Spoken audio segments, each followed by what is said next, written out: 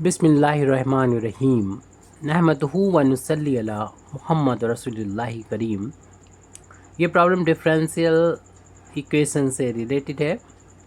Number of real valued solution of differential equation D Y over D X modulus of D Y over D X plus modulus of Y plus A is equal to zero, A greater than zero, X belong to R in a set of real number.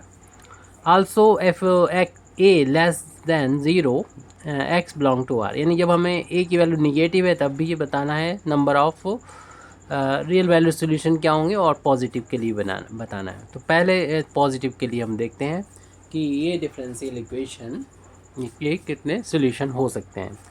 तो D Y व D x का modulus है, यानी ये value अगर positive हो या negative हो, हमें मालूम है कि मॉडुलस लगा तो पॉजिटिव ही होगा ही। ऐसी वाई की वैल्यू पॉजिटिव हो या निगेटिव हो, ये वैल्यू पॉजिटिव ही रहेगी।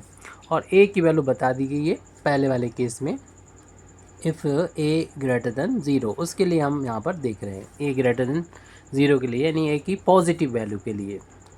अब इस वैल्यू को हम देख रहे हैं कि ये टोटल जो वैल्यू हमें नज़र आ रही है, अगर हम इस इक्वेशन को लिख दें पहले तो, उसके बाद हम इसको देखें तो ये वैल्यू जो है या तो ज़ीरो होगी या ज़ीरो से ग्रेटर होगी, क्योंकि ये मॉडुलस लगा हुआ है।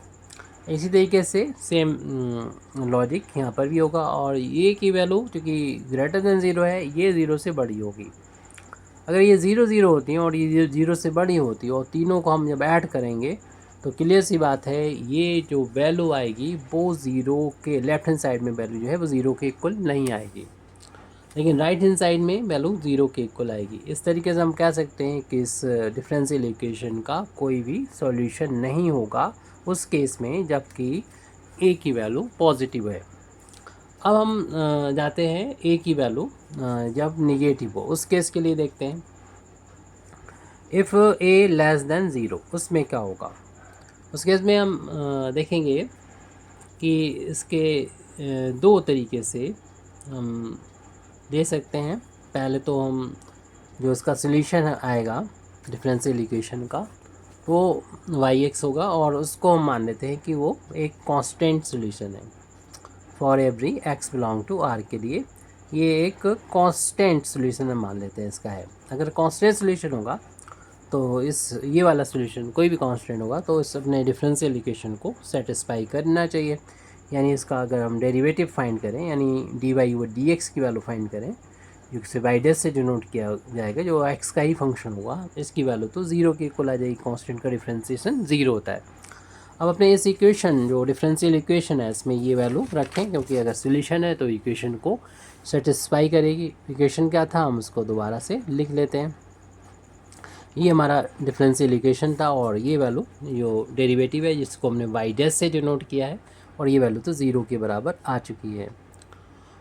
और इसको हम ऐसे ही इसको हमने सी से डिनोट किया है, इसका सोल्यूशन मान लिया था, प्लस का A is equal to zero. ये वैल्यू ज़ीरो का मॉडुलस तो ज़ीरो के इक्वल होता है, और ये सी मॉडुलस, और इसको हम plus A is equal to zero लिख लें, और ये तो ज़ीरो में ऐड होके ए आ जाएगा, ज़ीरो, और सी का मॉडुलस इक्वल टू इसको राइट हैंड साइड में लेके माइनस ही हो जाएगी। इसको अगर हम कह दें थोड़ी देर के लिए बी कह दें, तो इस तरीके से सी का जो मॉडुलस है वो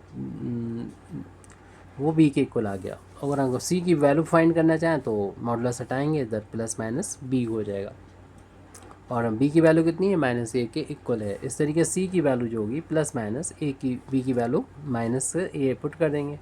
अगर हम सी की वैल्यू माइनस, ये साइन माइनस लेते हैं तो माइनस माइनस प्लस का हो जाएगा ए, अगर प्लस साइन लेते हैं तो ये वैल्यू हो जाएगी माइनस के।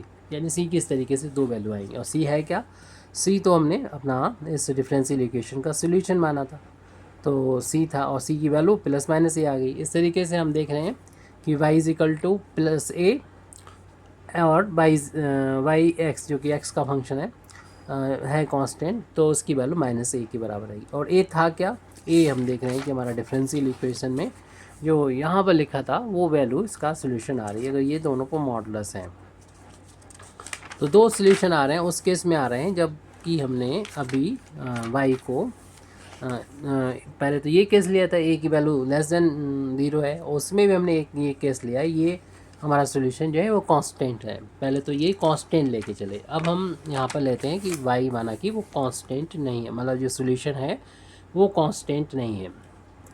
If Y X is non constant, और जो नॉन कांस्टेंट होंगे, कांस्टेंट अगर नहीं है यानी वेरिएबल है, तो यहाँ पर एक ऐसा पॉइंट होगा डोमेन के अंदर यानी x की वैल्यू में कि उस पर हमारा ये जो वैल्यू है x नॉट की, y की वैल्यू एट x नॉट पर वो ज़ीरो के इक्वल नहीं है। और उसमें हम दो यहाँ पर केस देख रहे हैं कि अगर इसका डेरिवेटिव फाइंड किया जाएगा y का और उसकी वैल्यू इस पॉइंट पर फाइंड करेंगे, वो कांस्टेंट भी हो सकती है क्योंकि हमारा y तो वेरिएबल है और हमारा y जो है वो एक नॉन कांस्टेंट है, तो उसका डेरिवेटिव कांस्टेंट भी हो सकता है या फिर ये जो होगा वो नॉन कांस्टेंट भी हो सकता है। ये जो होगा वो माना कि नॉन कांस्टेंट भी हो सकता है। दो केस हो सकते हैं।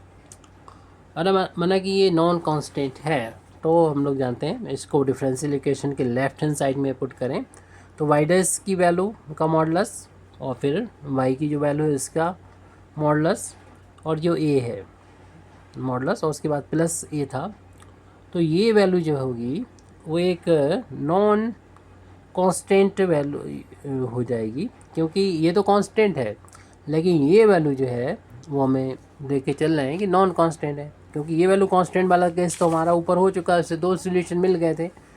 अब ये वैल्यू नॉन कांस्टेंट, ये भले ही कांस्टेंट हो गई हो, ये हम देख रहे हैं कि इसकी वजह से हम कह सकते हैं कि टोटल वैल्यू जो होगी वो एक नॉन कांस्टेंट होगी और ये वैल्यू ज़ीरो के इक्वल भी नहीं है। तो इस तरीके से ये ज़ीरो के इक्वल नहीं आएगा, जबकि राइट हैंड साइड हमारा ज़ीरो है, तो इससे भी हमें कोई भी सोल्यूशन नहीं मिलेगा यानी नो सोल्यूशन।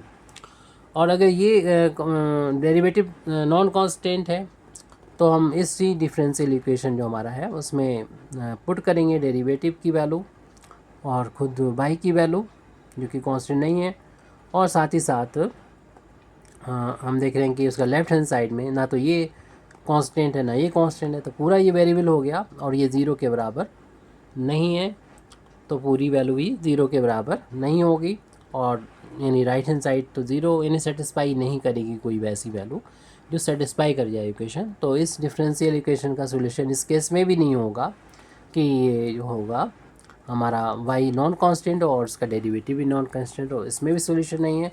या फिर हम देखें कि y नॉन कांस्टेंट है और साथ ही साथ उसका डेरिवेटिव कांस्टेंट है, उस केस में भी हम देख रहे हैं सोल्यूशन नहीं है।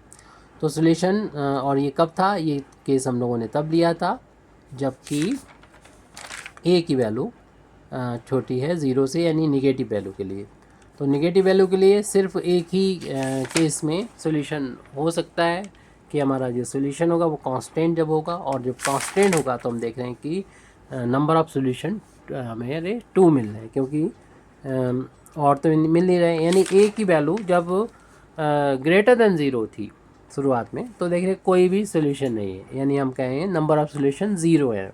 और जब a की वैल्यू लेस देन ज़ीरो है तो इसके दो केस बन रहे थे, और एक केस में जबकि हमारा सोल्यूशन कांस्टेंट है उसमें तो दो सोल्यूशन आ रहा है और जो कांस्टेंट नहीं है तो उसमें कोई सोल्यूशन नहीं, यानी a की वैल्यू लेस देन ज़ीरो के लिए हमारे सिर्फ दो ही नंबर ऑफ़ सोल्यूशन दो ही है, और वो यहाँ से पता चल रहा है a की जो वैल्यू है a प्लस और माइनस a मिल रहा है।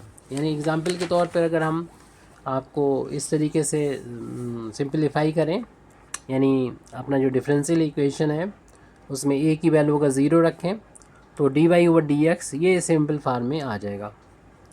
तो उस केस में हम देखेंगे ये केस बन जाता है, और ये केस को हमने सेपरेटली अलग से सॉल्व किया हुआ है दूसरे वीडियो में।